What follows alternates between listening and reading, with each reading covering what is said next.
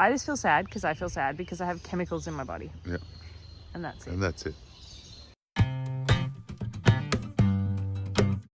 Day 7, huh? Well, it's technically day 8, but I was feeling quite miserable today, and I'm like, why do I feel so bad about everything? You were trying to again attach to something. Yeah, I was like, what is it that's making me feel so sad? And I was like, okay, it might be this, it might be that. And then I realized, I checked my calendar, and I'm like, it's day 8 today. Yeah. Day 7 and day 8 of my cycle, of IVF cycles, have always been miserable days. And I try and catch myself. The only benefit, I've always said this, to doing so many cycles is that we have this information. Yeah. So I try not to attach it to anything and go, okay, well, it's because of this or because of that or because you said this or I did that or whatever. I just feel sad because I feel sad because I have chemicals in my body. Yeah. And that's it. And that's it. And that's it. But I'm like on the verge of tears all the time. But it's not real. It's just chemicals. It's not because of anything you did. Yeah. I don't take it personally. I could blame you if I wanted to, though. Yeah, you could. And I'd take it. Yeah. Are you coming to help me? These needles are rusty. These needles. Which side did we do last night? You're right. So, you sure? Yeah. Okay. I don't like these white ones. They're rusty. They're not rusty. They just feel rusty. You're going to do this one? I don't like them. I can do this one. Come and do it.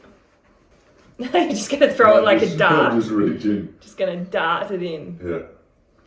Okay. I'm ready. I don't know. Whew. Ready? 1, 2, 3. Whew. Okay, I don't like doing it that way. Yeah? Ow. Ow. Look at you pretending to be sympathetic. Sweetheart, I love you. I appreciate you, and another one of the challenges again of secondary infertility. Oh, you're right. Just take it easy. But yeah, there's a lot of other things I would have been doing. Yeah. I just hope we get a good outcome today. That's the main thing. Yeah. But I don't know that we will.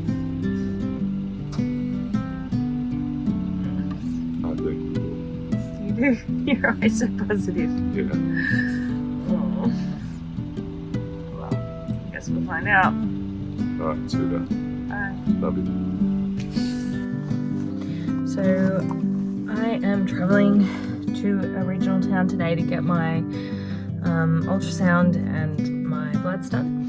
And I just had to stop the car, firstly check on the baby, but also because I need to give myself an injection way. It's kind of a lot today. I mean, it's fine and I can manage it, but it's a lot to be doing. Driving an hour, fasting, getting my bloods done. I'm having the recurrent miscarriage blood panel done today, which is quite a lot of blood, and the baby with me, and John was really sweet. He's worried about me managing it all, but just got to keep going, right? And just like one thing, then the next thing.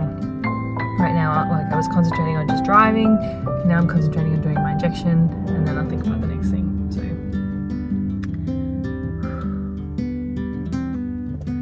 there's this niggling voice in the back of my head that's like, I should be pregnant right now, and I shouldn't be doing this at all. But that's not how infertility works. There's no should.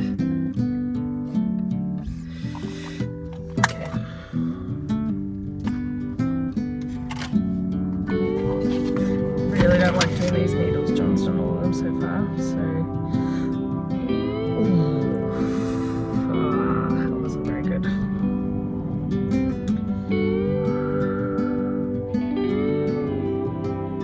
It's that little hesitation right before the needle goes in that so I'm just waiting here to get my bloods done. I did something stupid on the drive over. I'm supposed to be fasting, and I got out of the car to give the baby some banana, just something for her, and she didn't want it, she pushed it away, so I just instinctively put it in my mouth the way that I usually do when I have to get rid of food that the baby's not going to eat. And so that means I'm not fasting anymore. The good thing is that obviously the recurrent miscarriage panel is more to do with the transfer, which we're not doing this month. So I do have a little bit more time to get those bloods done. So I will leave it for today because I'm not going to let, bananas got a lot of sugar in it. I'm not going to let that ruin the test. All right, morning injection time again. So John's coming to do it in a second. So we had a big chat with the embryologist yesterday. We requested to talk to someone from the lab because we're trying to figure out what the best way forward for us is, because basically we've got these 4 straws of sperm, and what we found out yesterday, which is what we thought anyway, is that the sperm is pretty low quality and low quantity. There's 2 straws. What did they say? Like less than 1 million?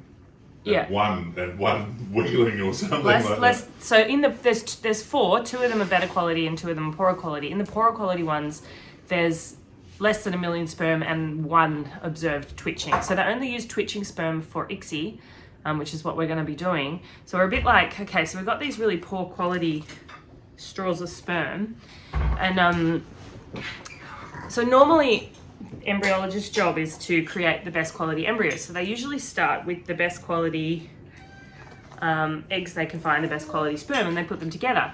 In our case, we have these 4 straws of sperm, and we decided that for us psychologically, are you agreeing with me here? Yeah.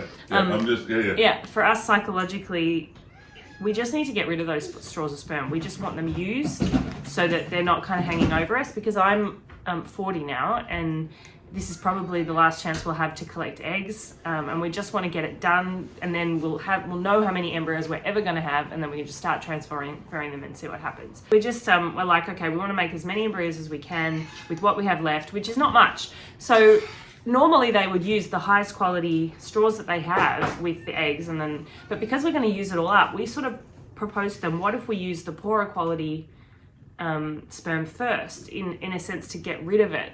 So only use the twitching sperm, and if there's only 1, then that gets rid of that straw, and then they can move on to the next worst quality one. And so we have currently 2 eggs in the freezer. After this retrieval, we'll probably have about 5. Then we'll do 1 more retrieval. They say that you need about 10 eggs per straw of sperm. So instead of like banking 40 eggs trying to use the 4 straws, I'm like, let's do like 8 and use the poor quality sperm. That'll probably only use 1 or 2 eggs. There's more there if they need them. And then work our way backwards. So the embryologist sort of agreed that in our case that did make some sense. They've said it's kind of our choice in the end. Their recommendation is that we have 10 eggs before we thaw a straw of sperm, because obviously you can't really refreeze it. The sperm doesn't do very well refreezing or even thawing. We're going to lose some in the thaw. But we're just like, we want to get the closest distance from here to there, because I don't want to do 12 egg retrievals and then find there's no sperm. So I think what we've decided to do is do that, work backwards. And in a way, I'm like, if we find out there's no, because it was funny, the embryologist was like, you have to just be prepared that we might not find any sperm in there. And I'm like, great, I would rather know that there was no sperm in there and just get rid of those straws than have them kind of hanging over us. Because at the moment they're like four straws, and it doesn't really matter, but they're 4 straws, and then now we can actually find out, there's only 1 sperm in them. That straw's gone. Yep. Oh, there's only another one. Oh, that straw's gone. And then we're not actually doing blindly. Yeah, and the eggs can stay frozen if there's no sperm found, and it can move on to the next sperm. But the other way around, it's like we wouldn't know how many was in the weaker straws. And by all right, there could, I don't hold much hope for the 4 straws. Which is like, why are we doing this? So then we end up doing a heap of retrievals, and then we come out the other end, and then we end up with eggs and it's just like... Yeah, and this is one of the things that's different about male factor is like... Yeah. And our combined issues, and that I just don't produce a lot of eggs under IVF conditions. Mm-hmm. So... Yeah. But I don't want to do tons and tons of... 1, 2, 3. Ooh. That was a good one. Didn't feel it at all. I did. Oh, I didn't. Yeah.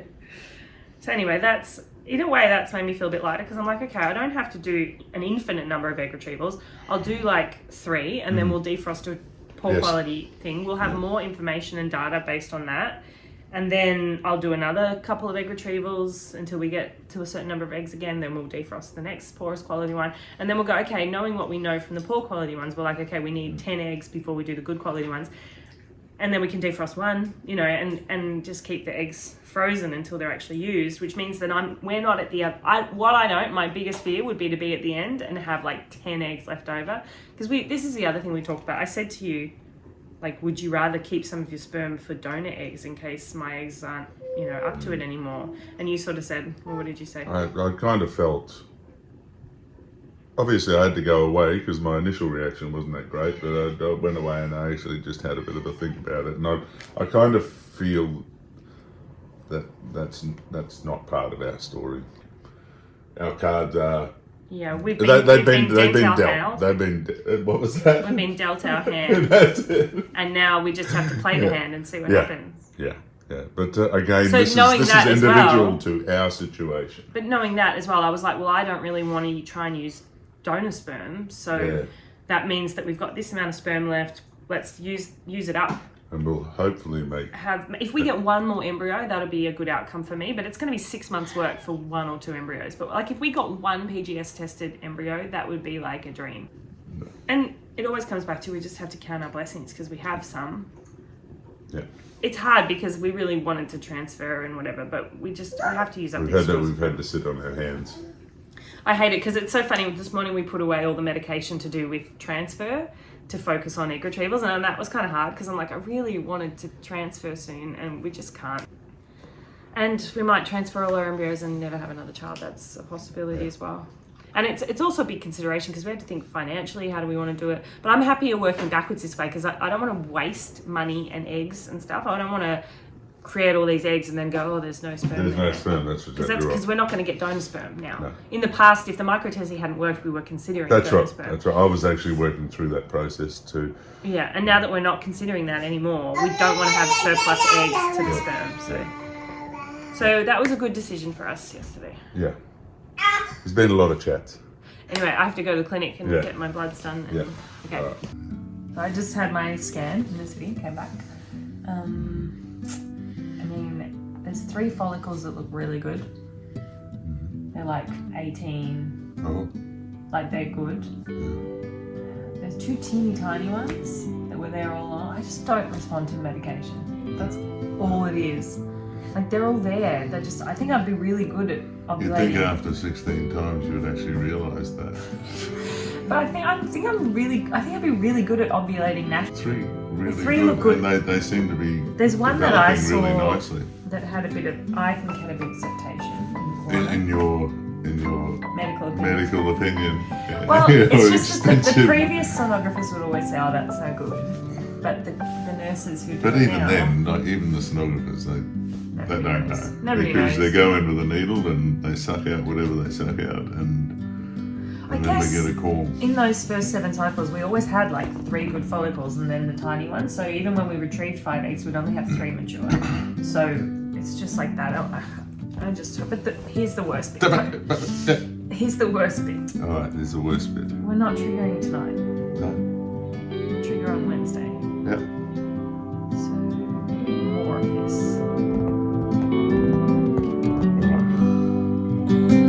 Plant your seeds and watch them grow. The light will always know where to go. You will always keep my heart.